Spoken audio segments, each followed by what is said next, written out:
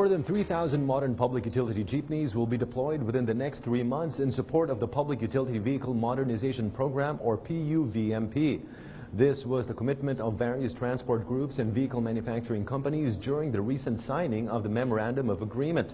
Under the omnibus franchising guidelines of the PUVMP, public transport routes will be planned by local government units based on the current and projected travel patterns in their respective areas. During the MOA signing, a private transport supplier committed to deliver 20,000 new PUVs per year, while another supplier pledged to help operators in the processing of their financing requirements and the rollout of the modern units.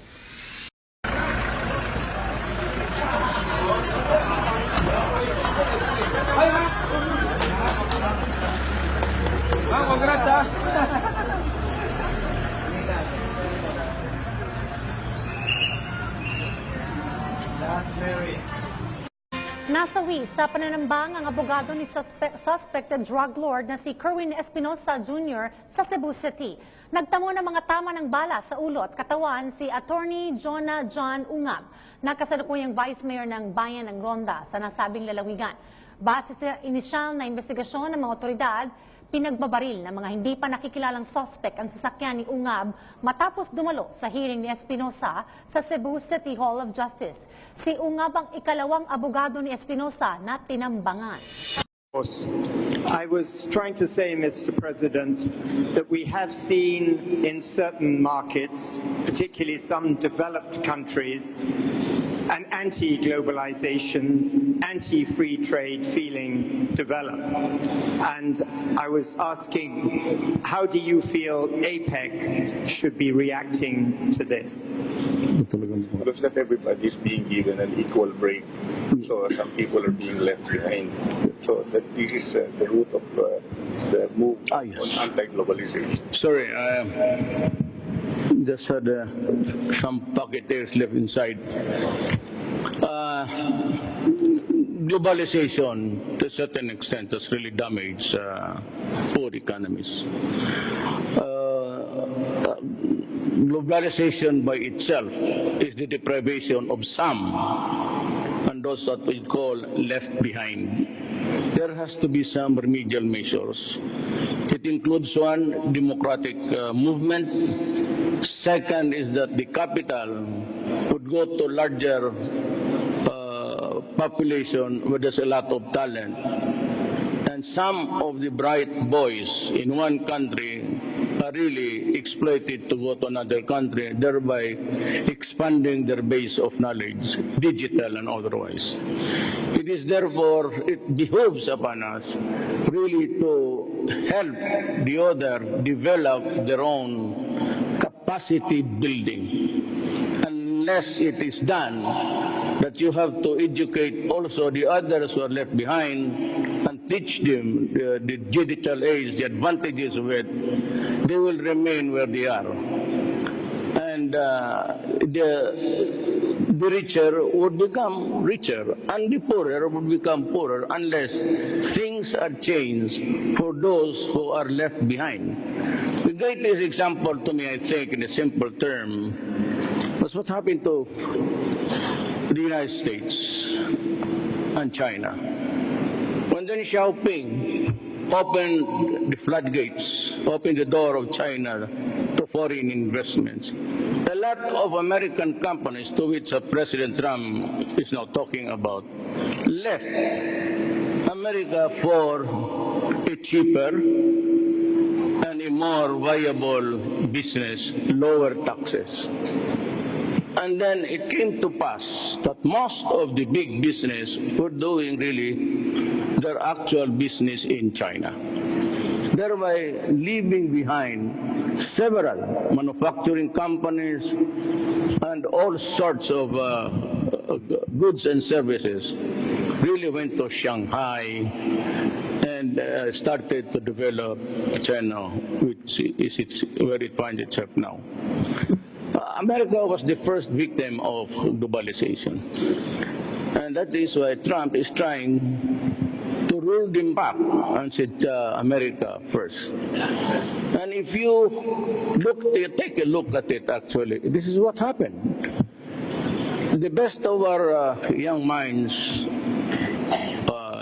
Filipinos, the summa cum laude, the valedictorians upon graduation, they go somewhere else. Most of them in America. So they are there. They are the Silicon Valley. They have the growth areas of New York where the investment, and they tend to gather in places where there is already economy that is thriving, and leaving behind countries that it's bereft of the talents, and even the Filipinos, all the plumbers, all the electricians that are really equipped the master's certificate of a trade are in the Middle East. And so Philippines is having a boom in real estate, but yet it has to find the workers. And that leaves us behind in terms of how long it would take you to complete a project, because then you'll have to scrape the bottom to find out who can work with us. These are the effects of globalization. The bigger countries must also try to help in the digital information and capacity building, and spread, maybe relocate to places where it is more viable. It looks now to the world that everybody is going to the centers where there are a lot of investments, and they add more to the value of the place. And yet, they have abandoned several places in the United States in the doldrums. Abandoned farms, no more agricultural workers, and these things are happening in my country. Land.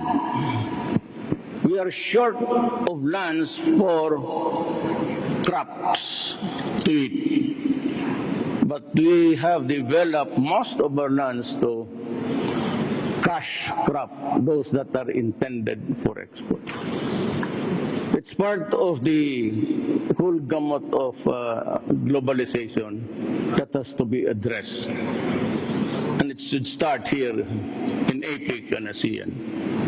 Hopefully next week, when I go on just a one-day break and we'll start the discussions again, I will bring this matter forcefully in the ASEAN summit. We have to have integration, cohesiveness, and we must act as one. If Europe can do it with its union, and America is starting to revive its industries, why can't we, the ASEAN, do it? We only provide the raw materials. We send it to the improved countries, industrialized countries, and we give the finished product. And it should have been in agriculture, which is really the run of the economy there, is that we can provide manufacturing in the site itself. That we harvest our crops, then we do the manufacturing there. That's the essence of how we can sort out these things. That we export the raw materials, then we import them into finished product, but 4 times the cost of what our raw materials are valued. That is globalization. Thank you very much, Mr. President. Can we have a second question, please? I don't see any hands. Mr. President, thank you very much for your time and giving us some enlightening words on globalization. Thank you. Ladies and gentlemen, it is a great privilege.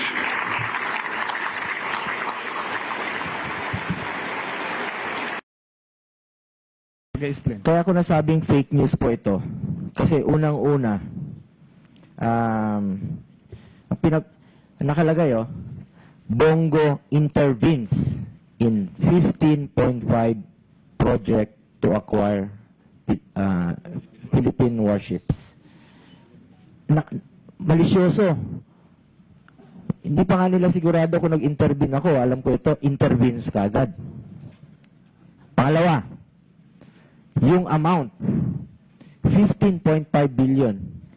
Ano bang pinag-aawayan dito? Kanina pa tayo nag-uusap dito. CMS. Hindi na yung ship mismo. Pero nilagay nila 15.5 billion. Pangatlo, nakalagay dyan, binaliktad ko yung desisyon. Binaliktad ko ba? Meron ba akong ginawang pagbabaliktad? Your Honor, dito naman po lahat ng mga gentlemen from Philippine Navy. Sir, since nandito na rin tayo, pwede nyo isa-isahin lahat. Kung meron ba akong tinawagan, tinanong, o nag-influence man lang ako na para ibaliktad. Isa lang. Pag may nakapagturo, paglabas ko rito, I will resign. Pag merong kapagsabi na, if I intervene.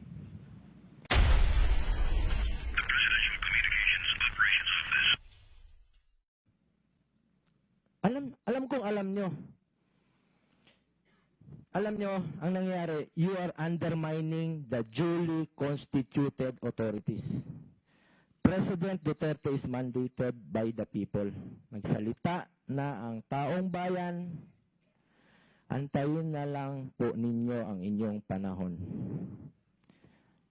Nagmamadali po masyado kayo. 2022, uwi na po kami ng Davao. Salamat. The Consultative Committee, or CONCOM, has officially started its task of thoroughly reviewing the 1987 Constitution in the country's bid to shift to a federal form of government. Former Supreme Court Chief Justice Renato Puno, CONCOM chair, convened the first session of the body at the PICC in Pasay City. He urged CONCOM members to ensure a strong, sturdy federalism model. More from Pauline Requesto. A federal constitution that is Filipino. This was retired Chief Justice Renato Puno's appeal to his fellow members of the Consultative Committee when drafting a constitution that will replace the existing 1987 constitution. The federal model that we should adopt is one that will take into consideration our past and take into consideration also the requirements of our present situation. Puno said the proposed federal constitution should address the identity-based demands of indigenous peoples and our Muslim fellows. We have to configure the kind of state or autonomous regions that will be given to them. Today marks the opening session in which the committee discussed the 10 subcommittees as well as their functions and membership. The consultative body allotted 3 months for drafting the proposed federal constitution, after which the committee will conduct regional consultations before finally submitting its report to President Duterte prior to his third State of the Nation address on July 23rd. When we present this draft to the people, we should be able to convince them that this is the best proposition for them. Meanwhile, committee member and former Senator Nene Pimentel raised the lack of representation of women and IP groups in the drafting body. Pimentel proposed that the remaining 6 vacancies in the committee be filled by representatives from the said sectors. That the women sector of our country would need more representation than just one woman in a 25-member body. Because that sounds like so masochistic.